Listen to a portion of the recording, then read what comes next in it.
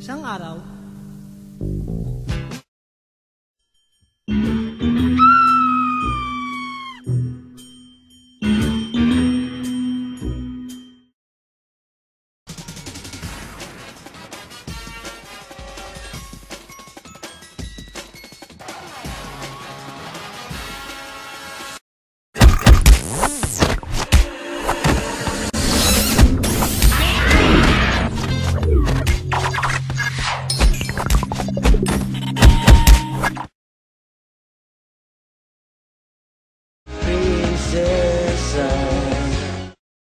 walang awang pinaslang ang half Filipino, half German na si Isabel Spira nung gabi ng December 5, 2005. Ang masaklap, mismong mga kaibigan niya ang kumitil sa kanyang buhay.